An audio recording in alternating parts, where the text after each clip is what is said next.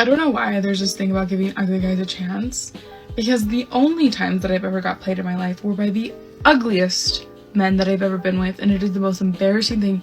It is always the most beautiful, gorgeous men that treat me the best, and it's the ugly men that treat me the worst. So I don't know what we're talking about giving ugly men a chance. We've seen some of the most beautiful women being played by the ugliest men that I've ever seen in my life. Aren't you lying? No. In fact, aren't you a liar? No more questions, Your Honor. Yeah, something is striking me that everything you've said is remarkably untrue. For starters, aesthetically attractive women, generally speaking, are not attracted to chuds. That's just how they're wired, and considering that your DMs are filled with messages from literally hundreds of men, you're most likely not referring to chuds either. So I'm forced to surmise that when you talk about ugly men, you're talking about men who are above average, most likely men who are a solid 7.5 to an 8. And after you had a date with them, they probably had enough self-respect to not be walked over by a below average broad such as yourself. But I'm willing to bet the same games that those average dudes played were also played by Admiral Chattington because you wanted to play on his submarine. It's long and hard and full of semen. The ugliest. So ugly. Ugly on the outside, ugly on the inside, ugly all around. Why are we women being played by the ugliest men? Can someone explain to me? We gotta stop. Like, start driving in your lane, baby. We are not doing charity work anymore. No more charity work. Man, that's just mean. That's mean, man. Woman, if you're gonna try to smack talk men, you really need to work on your roasting game because it is awful. Now, I get it. When modern women feel wounded by average men, their go-to insults are to either attack their wallets, their apparent lack of bedroom action, or their looks. And I hate to break it to you, sister, but self-respecting men don't care about your scorn. They have this thing. It's called self-esteem. Now, I know you've never heard of it, but it's gonna take a hell of a lot more than some less than basic words from a woman who's about as interesting as playground gravel. Now, again, I get it. You're about as salty as the potato chips you wolf down whenever the good admiral ghosts you last minute, and nobody would blame you. It's a natural reaction for a woman whose self-respect is so low it's deeper than dinosaur bones. This is just so shocking. I mean, I must just be so monumentally naive.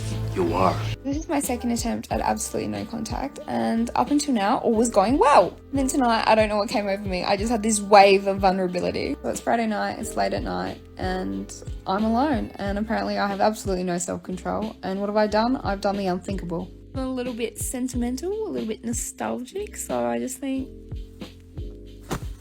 let's send this. And of course, it's undelivered. He hasn't even read it. Good for you, man. Good for you. Good for you. Translation, it's Saturday night and all of my plans got canceled last minute. I can't get a date because Tyrone is too busy online shopping for shoe polish. All of my married friends are either busy with their date nights or playing with their kids, and my coworker stopped talking to me after the HR meeting where I was accused of harassment, and I'm desperate and in need of some form of validation. So I sent a text to either an ex or a simp in the hopes that somewhere, someone, somehow could give me the attention I crave in order to justify my own existence to the world. Unfortunately, that man has too much self-respect and has denied me my fix, so now I must scrape the bottom of the barrel and pander on TikTok so I can pretend that my life isn't just an empty husk of loneliness. Scale of 1 to 10, gents, how close am I? It's been hours. I can't unsend it. I can't edit it. It's just there. I just put it out there into the world. And I've been rejected. And the thing is, I was finally doing okay. I had accepted it. And then this. That's not even the worst part. This girl, he's not your best friend. That is not your bestie. He's a bad man. Bullshit! Okay, let me just go ahead and update my notes. You reached out to an ex. Thank you for the update. Now, you're clearly not okay with the fact that your ex is doing better than you, so you made an attempt to try to weave him back into your little web of toxic mistrust and empty promises. And once you realized that he had too much dignity to bother to reply to such a childish text, you resort to the one thing that modern women love to do: accuse the man of some form of mysterious wrongdoing and make yourself look like a victim in exchange for a few social media comments. Do you honestly think that after posting posting a video like this that anybody is gonna wanna risk being around you, your first instinct when you didn't get a response to your stupid text was to make an attempt to put the guy on blast. And that kind of behavior is just one of the many, oh so many reasons why you're going to live the rest of your life in crippling solitude. Amen. Don't get me wrong, I am happily single, strong, independent woman, don't need no man. Liar, liar, liar. But here I am, trying to change my shower head, and I can't figure out how to get it off. I've been trying, honestly, for days, and the wrench isn't wrenching. My tiny little lady brain can't figure it out. I want to use one of these cool Jolie nice ones. I just need a man to help me do this.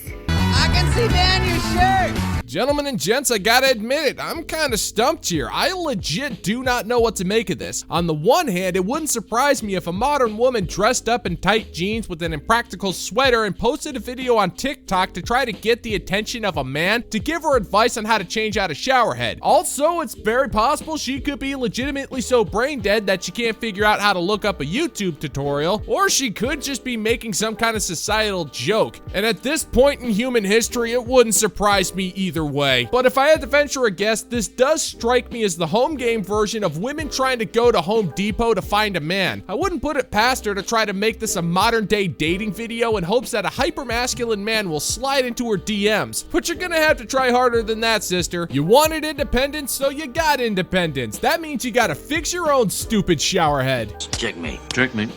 Gang. I feel this exact way too, and I decided I'm gonna go see what they're talking about online. So I went onto the internet and I typed in why dating sucks, and I looked up content by men for men to see why are they irritated with the dating space, and generally why are they not trying. So what I first found is that they think right off the bat that social media is one of the reasons why dating sucks for them. It is! Okay, but what? How? It's because we're on social media, and in their minds, we get so many likes and so many comments and so much false attention through DM. They think that we get so much of that it has given us a false perception of our attractiveness. You have had the frontal lobe of your brain removed and replaced with bubble wrap. Oh, that's interesting. I don't hear you denying that little fact, woman. It's the truth. You get significantly more attention on social media, dating apps, and your videos than the average dude. You're getting obscene amounts of attention that you can't help but inflate your ego a little bit. And when that happens, you start to think that because you're getting so much of this attention, that you deserve the top men who are giving you this validation. It overinflates your value, and you end up ignoring average men because you can't help but think they're beneath you. And yet, this is still somehow our fault for reasons that you'll never really explain, because doing so would force you to admit that you get significantly more attention than a man does. It's not brain science, woman. You'd actually have to have a brain in order for that to be possible. Another thing that they have been telling each other too is that we see so many TikTok boys on the daily that give us a false perception of what an attractive man looks like. I don't know about you guys, but I don't see TikTok boys, and if I do see them, I don't think that they're like the pinnacle of top tier male attraction. Liar, liar, liar. But that's just me. Personally, I want an 1800s man like that girl on TikTok who did the interview. I'm going to pretend to understand what that means. Well, there you go, proving our point once again, sister. You think that because you're a woman, you represent the vast majority of women when it comes to personal preferences. So if the TikTok boys aren't what you find as attractive, then no woman finds them as the pinnacle of top-tier male attraction. So if that's the case, how would you define that? Hey, wait, what's that? You're not willing to answer that question? Oh, of course not, because you clearly have unrealistically high standards. Standards that your average man doesn't meet. Now, what I find interesting here is that you haven't actually pointed out anything wrong with what these men are saying. It just sounds to me like you're butthurt for being called out on it. It's not our fault that you got brainwashed into thinking that you deserve more than you're actually worth. We checked out so long ago that we don't even care what you deserve. We're just laughing at you now. We can't help it. You make it too easy. Another thing that they have told themselves is that if a girl likes you, she's just gonna give it up to you. She's gonna kiss you on the spot, she's gonna give you that ooh na na. They do not actually take into accountability boundaries or like comfortability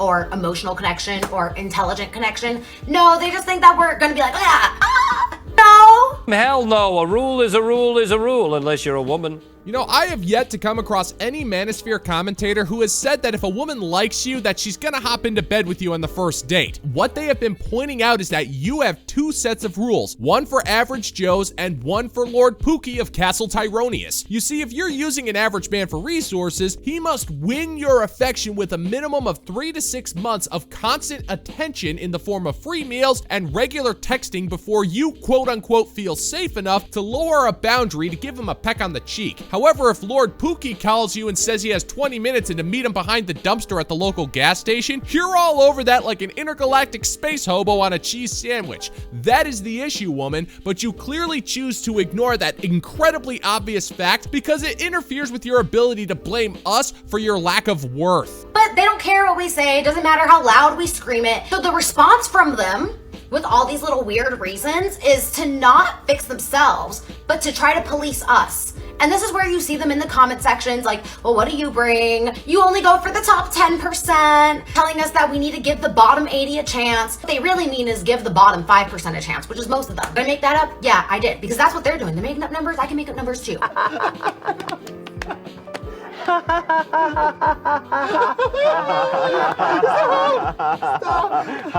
Hey. You really don't listen to yourself, do you, woman? Because you have just disproven every single one of your arguments. If the men pointing this stuff out to you is 5%, thus making them the vocal minority, then that would mean 95% of men are actively seeking romantic bonds with women. And if that was the case, there wouldn't be a problem. Now, would there? The 80-20 rule has long since been determined by actual data collected over the last decade, which confirms that 80% of the women are going after the top 20% of men while ignoring the remaining 80%. We're not trying to police your behavior. We honestly couldn't care less what you do, lady. We've checked out and are doing our own thing. We just peek in from time to time to point out your hypocrisy and to remind you that average dudes aren't to blame for this. You brought all of this on yourself, sister, and you can't seem to handle that, now can you? So yeah, they have absolved themselves of actually working on themselves, and they have created all these weird kooky reasons about girls who are 8s seeing themselves as 12s, and in reality, in normal society, they would usually be with a 6, but because of this, they think they deserve an 11. I know you think, okay, well, this just exists on the internet. This is just like these weird little corners. By the time it makes it to the internet, this is conversation that they're all already having in the workplace. This is conversation that they're having in the bus, in the locker room. It's out there, it's in their heads, and it's in society now. And that's an interesting thing about mathematics is when you're 50% right, you're 100% wrong. Well, you finally got something right, sweetheart. We are out there spreading the message and exposing your blatant hypocrisy, your double standards, and your unpleasant demeanor. There's no hiding it, woman. Your material has given men all over the world reasons to go out there and improve themselves. And we're not doing that for you. You're not worth it. We're doing it for us because we deserve better and we're tired of this subhuman treatment. And you don't like that men are gaining the power of self-respect and sticking up for themselves, and it drives you crazy because you've convinced yourself that you are the most important creature on the face of this planet, despite that thick layer of dust you got all over your uterus. But I would like to take a second and humbly offer you my sincerest gratitude. Your idiocy has once again strengthened our resolve and keeps the message going out to men all over the globe. Thanks a billion, Toots. Hope you enjoy growing old alone.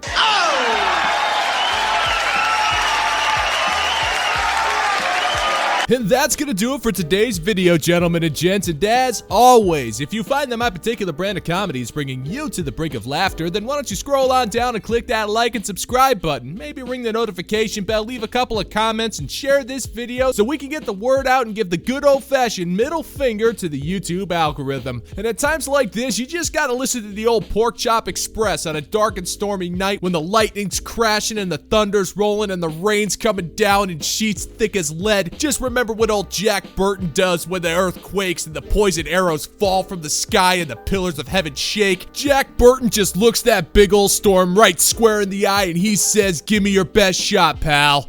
I can take it."